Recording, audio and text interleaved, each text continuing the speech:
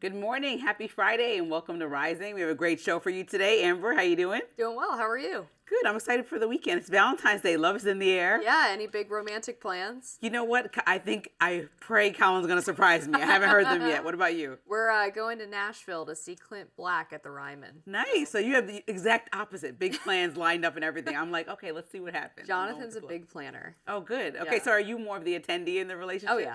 Oh, wow. I'm the planner. I Passenger wish. princess. I pray to be the passenger princess. All right, coming up on Rising, President Trump announced that the EPA was revoking a scientific finding that was the central basis to fight climate change. Plus, the House passed the GOP's Save America Act, which would require Americans to show photo ID at the ballot and present proof of citizenship before registering to vote. Now, many Democrats, however, are sounding the alarm. And a bit of a shakeup inside the Trump administration as the head of antitrust has stepped down after reported clashes with Attorney General Pam Bondi. But first, Lindsey, what's in your lens? Let's get to it. So the Trump administration says it's ending Operation Metro Surge in Minnesota after 2 months of aggressive immigration enforcement that has sparked protests and tragically left 2 U.S. citizens, Renee Good and Alex Preddy, dead. Now, border czar Tom Homan made the announcement yesterday. I have proposed, and President Trump has concurred, that this surge operation conclude.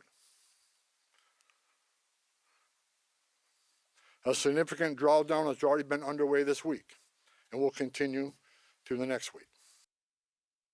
Homan says the surge is ending because cooperation between federal, state, and local law enforcement has improved, meaning more immigration detentions will now happen inside jails rather than through street operations. He also says local agencies are responding more quickly and consistently to protests. Governor Tim Walz acknowledged the fear won't disappear overnight, writing on X, quote, "The long road to recovery starts now.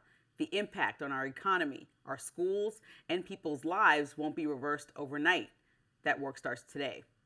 At a press conference, Walz emphasized that Minnesota has always supported targeted enforcement and that nothing fundamentally changed the state's approach. And that's where things get a little complicated. So for months, the Trump administration has framed this crackdown as a mission to deport the worst of the worst. But according to an internal Department of Homeland Security document obtained by CBS News, ICE made roughly 393,000 arrests across the country between last year and this year. Yet less than 14% of those arrested had charges or convictions for violent crimes like homicide, robbery, sexual assault, kidnapping, or arson. At the same time, ICE official Marcos Charles suggested detainers sent to the state's jails and prisons weren't being honored. But then he later acknowledged that the Minnesota Department of Corrections had fully cooperated. DHS has said there are about 1,360 people with ICE detainers in Minnesota prisons and jails.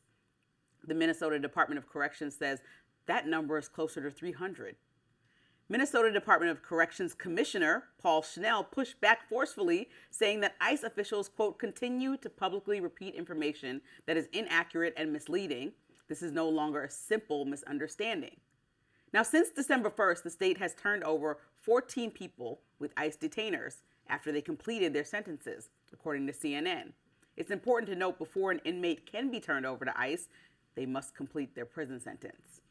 So here's my question. If Minnesota was honoring these detainers, if the dispute was about data and communication, why did it take a massive federal surge, widespread fear, and 2 American lives lost to reach this middle ground?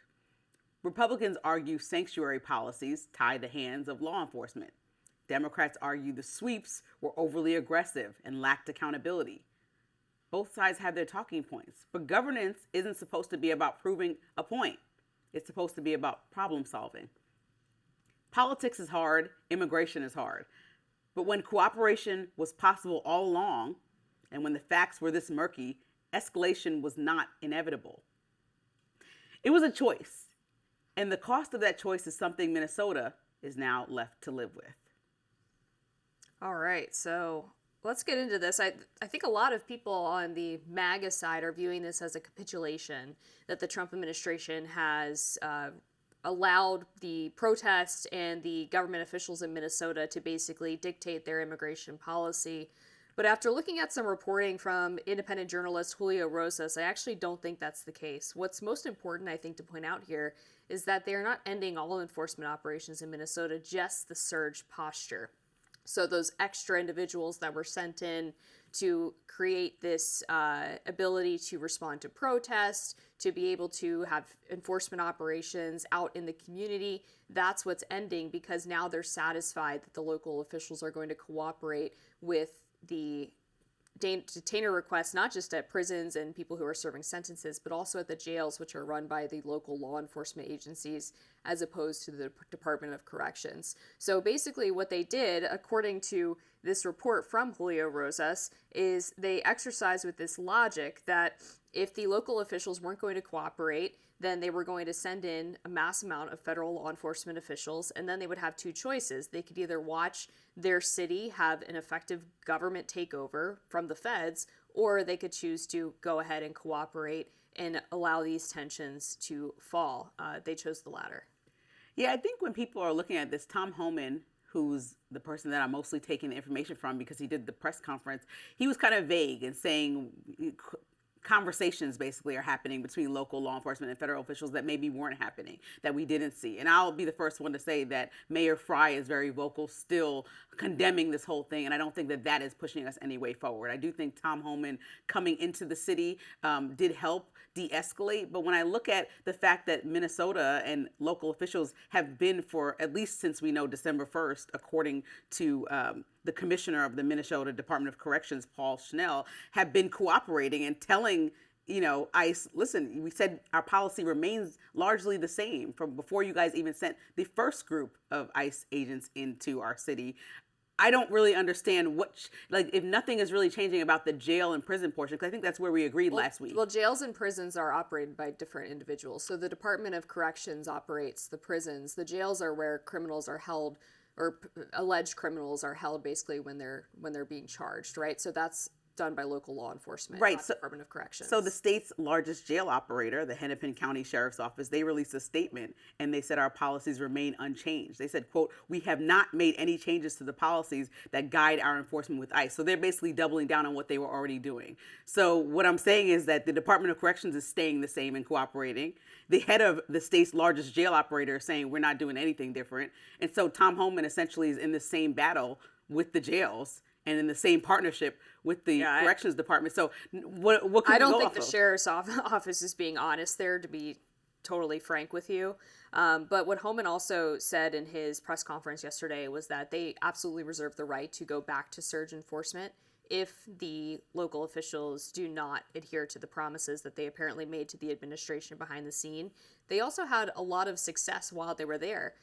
4,000 arrests of illegal aliens, as well as 3,300 missing children found out of that 300,000 group that were lost during the Biden administration. So the metrics make very clear that they were doing what they promised that they would do when Trump was still campaigning for office. Well, I hope that, like you said, the surge doesn't go back and start all over again after Tom Homan came in and tried to be, the reserved entity in this whole thing, and a problem that largely started from pointing fingers that could have been handled, I think, beforehand. When we look at this back, from our perspective now, seeing historically what just happened over the last few months, I do think a lot of it could have been avoided with some of the conversations that are just happening now, unfortunately. And I'm not afraid to point to people like Mayor Fry and our president and say, can everybody tone it down and have conversations way earlier and stop pointing fingers? Yeah, we also have to remember, of course, that this was all started because of the massive fraud investigation in Minnesota, and that was why this surge happened initially, was because the local officials had not been doing enough to prevent that from happening and had allowed some illegal aliens to engage in that fraud as well. So Tom Homan also promised that there will be hundreds of special agents remaining in Minnesota to make sure that that fraud is still cracked down on. Yeah, and they're going to definitely stay on top of that because that was the biggest issue probably in the last few months. The Save America Act is sparking fireworks, and it did during a CNN panel. That's next for that hotly debated bill. We'll be right back. Did you see it? CNN's Scott Jennings clashed with Abby Phillip and his fellow panelists earlier this week, prompting a heated debate online. The discussion was over the Save America Act, a bill that requires voters to prove they are U.S. citizens when they register to vote and requires them to show a valid photo ID at polling places. Take a listen to this spicy exchange. The SAVE Act, that's exactly what we're talking about. That is actually going to continue to disenfranchise overwhelmingly a lot of people of color. There are so many civil rights organizations that have run the data. Are you saying that black voters the are SAVE too Act dumb to isn't know just, what's good for them? I mean, the it SAVE Act sounds isn't pretty, just about it sounds pretty condescending to me. That's You get three-quarters of black voters who want voter ID. The host, Abby Phillips, tried to clarify the concerns that some have with the bill, which led to this. Most Americans don't have a passport. Many Americans don't have access to their birth certificate. Many women, a majority of women who change their names for marriage have to provide additional proof that they've changed their legal names in order to register to vote. I have heard Democrats Scott, why make don't these you same actually arguments. respond to the substance of what I'm saying? I am, and as the substance opposed is to this. making this about something that it's not. You're saying, it's not just about voter ID. married It's women, also about black who has voters, access and rural people are too stupid to figure out how to register to vote. That exchange happened on Wednesday night, the same evening that the House passed the bill by a slim 5-vote margin. Now heads to the Senate, where it's racked up at least 49 co-sponsors, according to Senator Mike Lee on X. But those concerns about accessibility persist among civil rights advocates and among Democrats on the Hill. According to the BBC, an estimated 21 million Americans do not have documents proving their citizenship readily available, and 2.6 million lack any form of government-issued photo ID. And many are especially concerned about the barriers this bill may introduce for people who have undergone a name change, like married women. Take a listen to Illinois Congresswoman Lauren Underwood. The Save America Act would require your passport or your birth certificate to match your current name in order to be able to vote. If y'all got married and changed your name, your birth certificate would not match your current name. Nearly 69 million women in America have a birth certificate that does not match their current name, and therefore 69 million American women would no longer be eligible to vote. But despite the concerns, voter ID laws are incredibly popular. Here's CNN's own analyst, Harry Enton. I think a lot of people make the argument that people of color, non-white Americans, have a harder time procuring a photo ID to vote. But even here, take a look here, favorite photo ID to vote.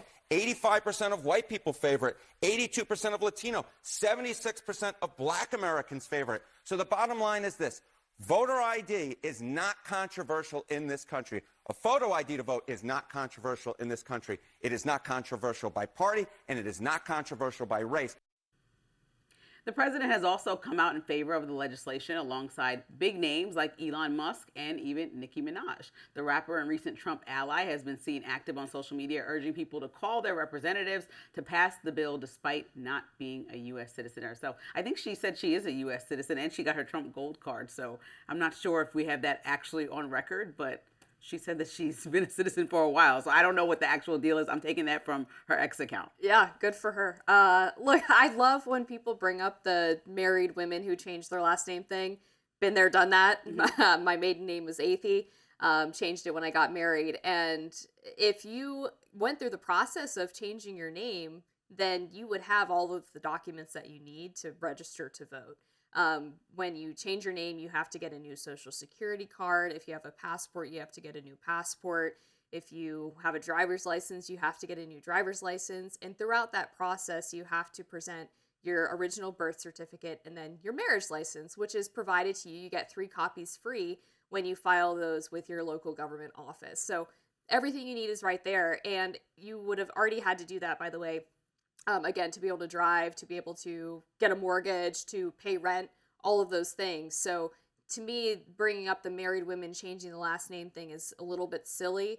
The process is already annoying just because you have to go wait in the Social Security office, a lot of people told me right? about how long it is. It does take a long time, but if you're already doing it, you have all the documents that you need to register to vote or to show the ID at the polling place. I think the numbers are just what they are. Like you saw the polling at CNN that most people are in support of this. And when you talk to people that are probably in both of our worlds, they're like, what's the problem? Right. And I think what the concern, particularly because we can't really relate in this space that we're in, is that there are people that actually don't have photo ID. And so there are just real concerns that exist there. 18% of citizens over the age of 65 don't actually just have their photo ID readily available. This is 16% of Latino voters, 25% of Black voters, 15% of low-income voters. So, there's a concern for the marriage change also, because if people don't go through all the steps, a lot of people get married and maybe didn't do it. Like, one of my friends didn't do it for 2 years. She didn't go through the actual name change and she got married, and I don't know why, but you call it irresponsible, you can call it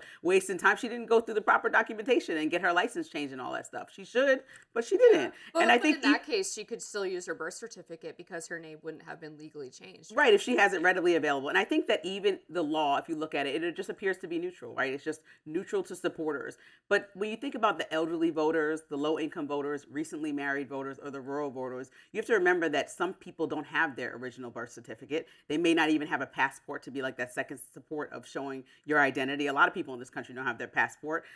Replacing those documents requires fees. It requires travel. Some people actually don't have access to travel. Again, it's not really in my world, so that's why it's easy for people on TV to say they can't relate to this, because we can easily travel and live in big cities for the most part. A study from last year showed that 1 in 4 households are living paycheck to paycheck. That's a reality in this country. The census showed that 10% to 11% of Americans are living below the poverty line. That's a reality in this country. So when you think about birth certificates, passports, transportations, time off work, no Wi-Fi, things that maybe don't make sense in our particular world, there are a lot of reasons why people probably aren't able to get access to things that most people are saying, this is so easy, this is so silly, just solve it. And so that's probably part of the argument that's coming that should have been made as they're discussing it. There's actually just realistic things happening in today's society that may not be relatable to the person on TV discussing it, but people at home who are less fortunate or have hindrances or are not as mobile are like, I don't have time or time off work to go do these things. Yeah, I grew up in a small rural town, so I definitely knew people who struggle with those things. I mean, I certainly wasn't raised well off, but I never knew anybody that didn't have access to a driver's license, a birth certificate, social security card. A lot of those documents you can actually get in the mail if you pay like a $10 fee. I mean, I know $10 is worth more to some people than others, but I do think a lot of this just comes down to, if you're not willing to put in the work to get the driver's license, maybe I'll say the quiet part out loud, should you really be voting? Well, that's the thing. It's like basically the law is like, well, if you're going to be lazy in this regard, you don't deserve to vote. But we have made in this country that everybody deserves to vote, no matter which perspective we want to judge them from. I could say that when I get married, I'm going to go change my documents immediately. And I might not have my birth certificate, but if I don't do it, then I don't deserve to vote. But I don't believe that's true. It might be that I was super busy or it wasn't a priority to me until I realized on election month that I wouldn't be able to vote without these things. So there are probably a lot of instances, and speak from a place where you are very responsible and organized. And then a lot of other people, like I said, the 10% of the population that would like to participate in elections that people fought for historically for them to participate in, that really just don't have the $10 to spend on that. They want to spend it on groceries. I also think, this wouldn't be such a conversation if we didn't have the country flooded with 20 million illegal aliens during the past administration. I know that there's a lot of studies that claim voter fraud is rare. It's also very hard to find, right? And so I don't think we know the true number of fraudulent votes that happen every election cycle, but we do know that it does happen. And there are some elections that are decided by 6, 12 votes. And so I do think it's important that if people show up to the polls, that they are able to produce proof that they are who they say they are. And when you see the main criticism coming from civil rights organizations, you have to remember, like, post Jim Crow era, Reconstruction, post that time, there were actual laws that were put in place that appeared to be neutral on paper, but they also provided poll taxes or literary tests or grandfather clauses or good character tests that all prevented and have shown in numbers, large numbers, people of color from voting. So civil rights organizations, some of them are specifically put in place to protect stuff like that from ever happening again. North Carolina passed a voter ID law, it might have been 10 years ago at this point, and black turnout actually went up after they passed it. Well, that's one state, but if you look at Louisiana, voters dropped 130,000 in 1896 because of some of these laws I talked about historically. Right, but I'm talking about like modern law, not a poll tax. Yeah, right? But just voter ID. I'm talking about that historically, civil rights organizations fight so this never happens. That's why they exist. That's why they need to exist. All right, up next, a CBS News producer announced her exit from the company in a fiery memo yesterday. Don't go anywhere.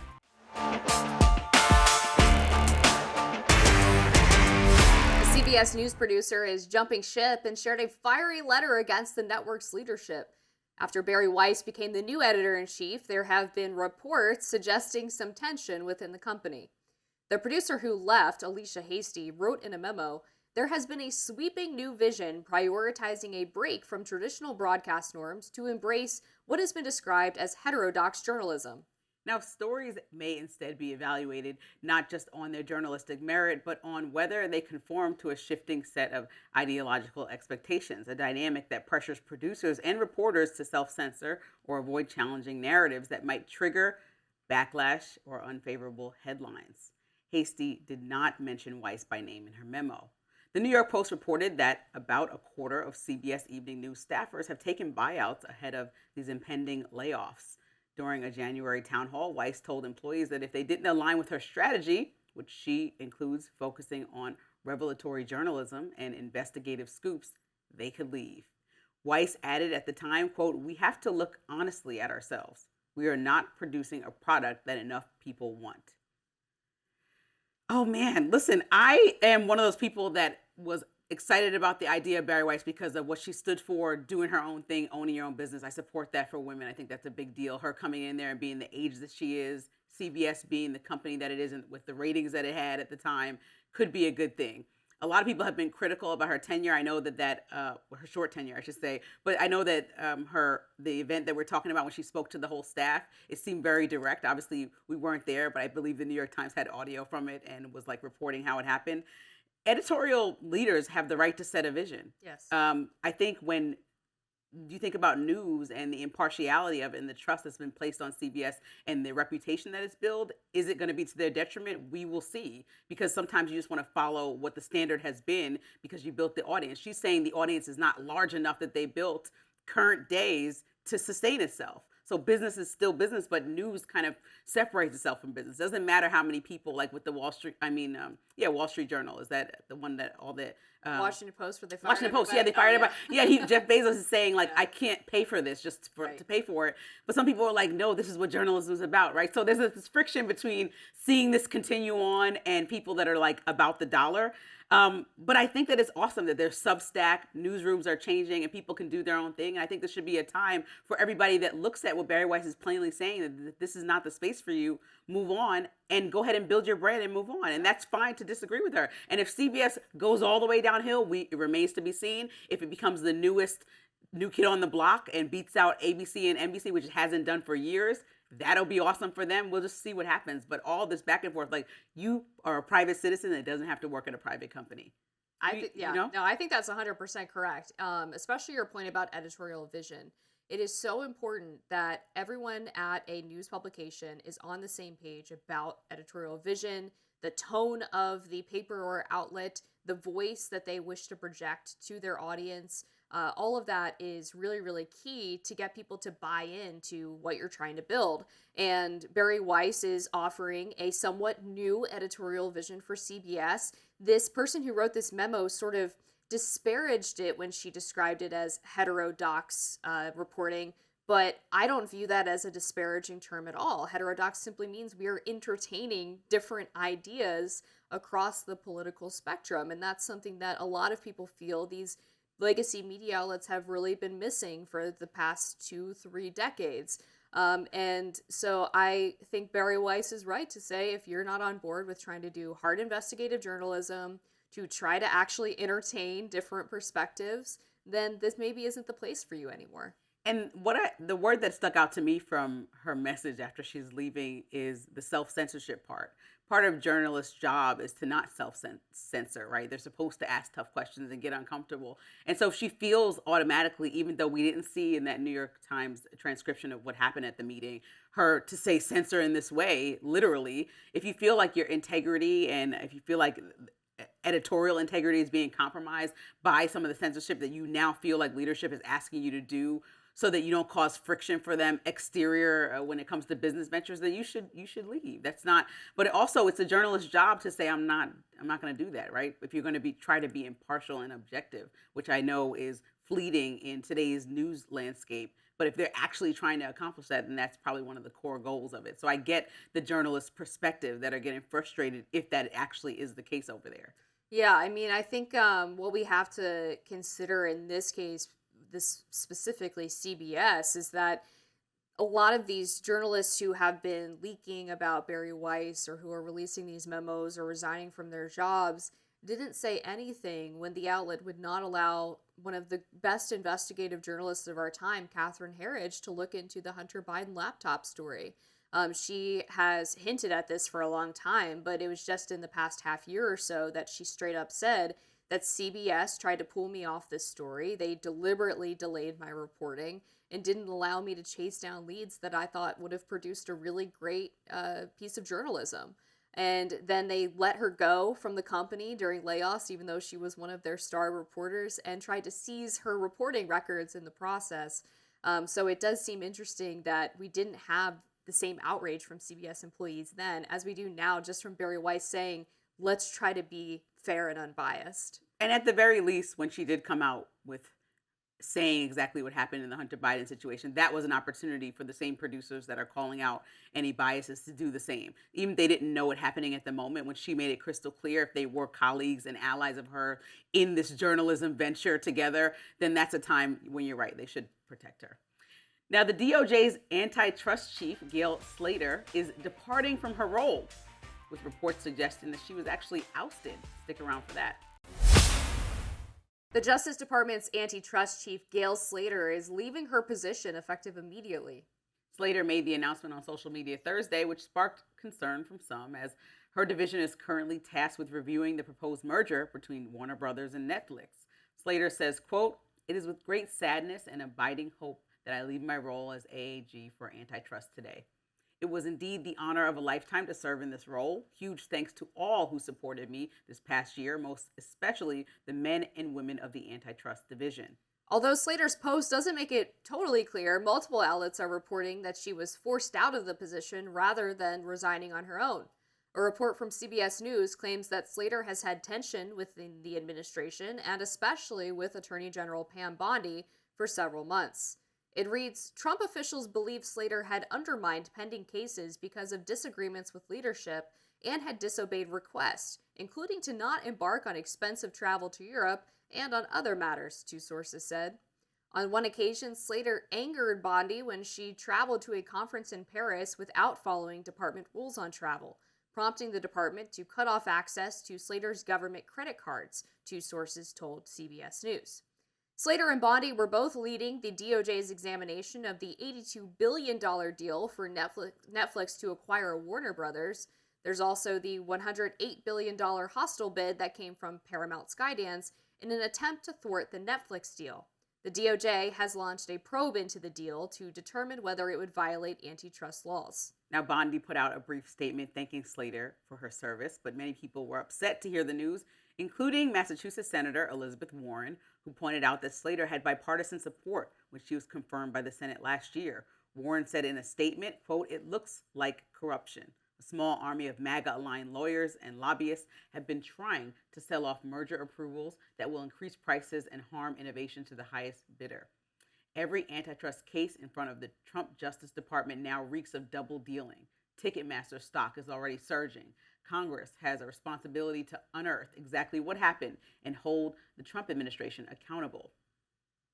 But attorney and conservative strategist Mike Davis celebrated the announcement, writing, Gail Slater was a longtime corporate lobbyist with her own agenda. She made erratic decisions. She went out of her way to knife too many Trump admin colleagues. She leaked, lied, disobeyed, and subverted. She got fired. She's not the victim.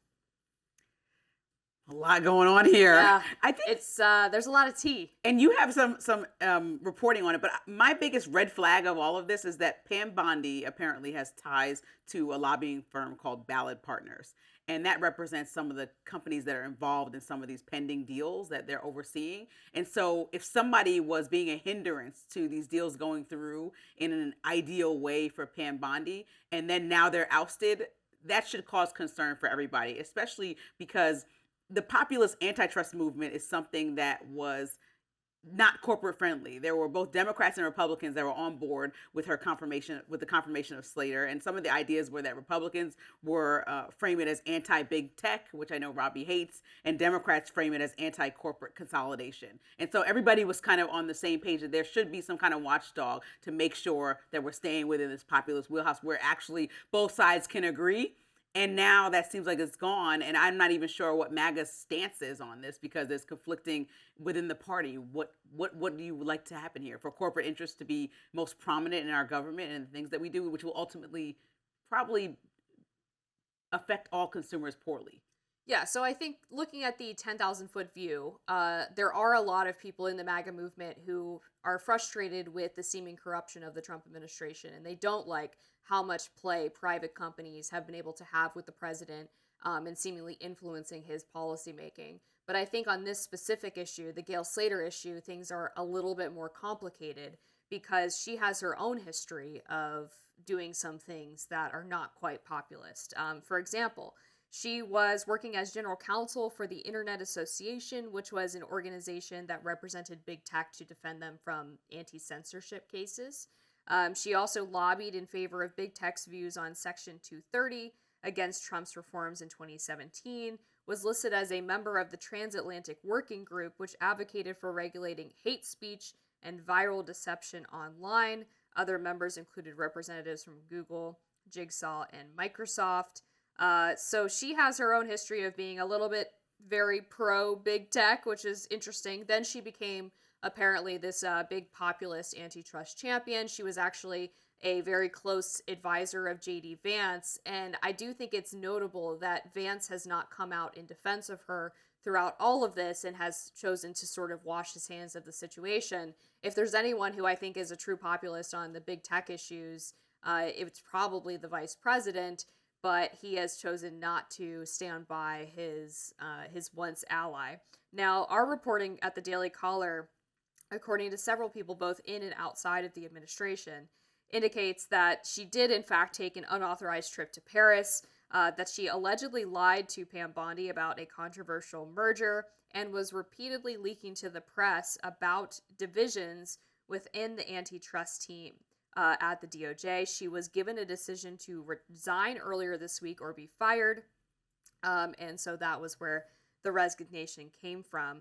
People also believe that she was deliberately undermining cases because she did not like Pam Bondi, that she was deliberately disobeying requests and orders from Pam Bondi, and that she might have even been incompetent at her job. Well, you know what? Throw them all away. I know.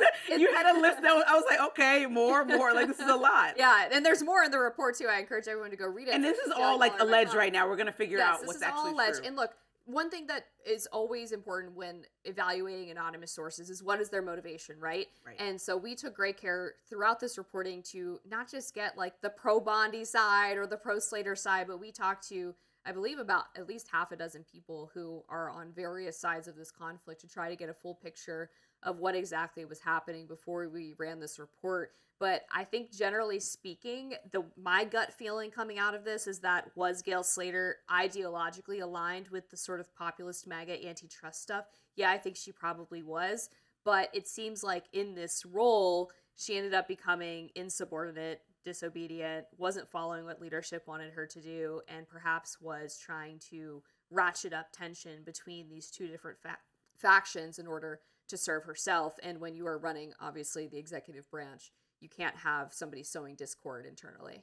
Yeah, I think that, so that's a lot. You know what I mean? Like, that is a lot, right? That doesn't, no, I appreciate it. I actually, like, didn't have all that understanding of why she was implicated. I thought it looked like mostly Pam Bondi because, you know, people have been saying everything is Pam Bondi's fault this week. I mean, so I was just going with that narrative. But also, I think that the concern coming from people like Elizabeth Warren, who are thinking this is more like pay to play, you know what I'm saying, pay to play.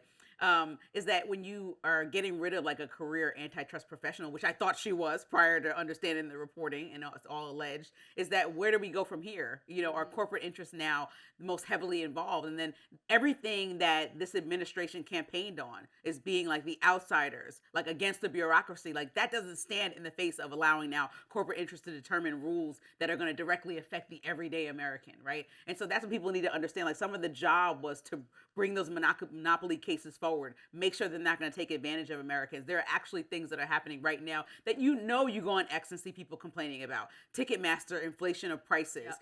These are actually things that they're reviewing right now. And so it's like, well, if this was supposed to be this watchdog, and if she actually was who she proclaimed to be, well, then if that person is going to be more aligned with, let's say, whatever Pam Bondi wants to do, what does that mean for us? Right. And that's what Elizabeth Warren is asking. I think that's a fair question that most people, no matter where you stand, everybody loves concerts. It's not a partisan issue. And that's just the one case. Most people have Netflix. It's really huge. If the prices are endlessly going up because you only have one place to watch it and it's all, or if you have one entity owning several different streaming channels, well, that's the price now. They said it. It's $50. So that is the uncomfortable part for the everyday person that's looking at this, like, how am I affected? And I agree. And I think, even putting aside the allegations against Slater's conduct or perhaps her past history with being not quite as populous as she is now, the question then becomes, well, who is going to replace her? And is Pam Bondi, as you suggested, indeed moving forward with a very pro-merger position? And so, like, okay, you get rid of someone who maybe wasn't as great at her job, but at least was providing some type of wall of defense against an anti-populist position on these antitrust questions. There's obviously a big question mark hanging all over this about what this means for the administration and the American people. So all eyes are going to be on who exactly gets that job. That's right. The Trump administration is rolling back some environmental protections. Stay with us. The EPA rolling back a landmark Obama-era decision that has some climate activists sounding the alarm. On Thursday, the Trump administration repealed the 2009 legal finding that climate change poses a threat to the public, and with it, cut certain rules for cars and trucks that were regulated under that finding. Trump described it as the largest deregulatory action in American history. Take a listen. Terminating the so-called endangerment finding, a disastrous Obama-era policy that severely damaged the American auto industry and massively drove up prices for American consumers. This determination had no basis, in fact, had none whatsoever, and it had no basis in law. On the contrary, over the generations, fossil fuels have saved millions of lives and lifted billions of people out of poverty. In response, former President Obama slammed the decision to get rid of the finding on X, writing in part, quote, "The ruling served as a basis for limits on tailpipe emissions and power plant rules. Without it will be less safe, less healthy, and less able to fight climate change. Also, the fossil fuel industry can make even more money." Now, the move comes as Trump and his allies have repeatedly denied or downplayed the impacts of climate change. According to our colleagues here at The Hill, there is a consensus in the scientific community that human activity, especially the burning of fossil fuels, is heating up the planet and worsening extreme weather. The last decade has also represented the hottest years ever recorded on Earth, with last year being one of the hottest 3. But former New York Times journalist Alex Berenson says the move is more about presidential overreach. He writes on X, "Let the left scream all it likes. Donald Trump is right. Carbon dioxide, which every person exhales constantly, is not a poison, and thus the EPA has no power to regulate it. If Congress wants to get in CO2 regulation business, it can pass laws to do so." Look, I think what Obama did was important because I think that we need to consider the future and consider the environment. And, we're taking reporting, let's say, from The Hill that are saying, like, they do think that this is an implication, maybe not as dramatic as some of the climate activists have presented it to us in past years. But we do need to be considerate so that we can have a planet that exists in the future and not be harmful to that in a variety of ways. But also, I can be honest about my lived experience, and my partner is, for example, from Beaumont, Texas. That entire city relies on the oil and gas industry. Right. And so when we have intense dialogue with family and friends, and most of the community works at these plants. And so when you take away huge oil factories, and when you get rid of the oil and gas industry and try to diminish it to a point of non-existence, well, people's livelihoods and whole towns get wiped away. And so I understand that maybe there's a solution where you do both, and try to figure out how to work across the aisle, and that losing these big companies, these big oil and gas companies, will in turn help or result in a lot of Americans not being able to have access to a lot, because in Beaumont there's really not much else. Yeah, I mean, crazy polling for you. So back when Obama was in office, his first EPA commissioner was actually the most unpopular part of his administration in Kentucky. Wow. Because of the coal industry. Wow. So more unpopular than Obama, Holder, anybody else. It was the EPA director. Absolutely crazy. But look, I think this is really important for bringing prices down for Americans too. They anticipate that the cost of a automobile is going to drop by about just under $2,500, which is obviously super important because we've seen used auto prices skyrocketing and right. new car prices too. Ford recently, after their quarterly earnings report, pointed out that the customer has spoken on the electric vehicle issue.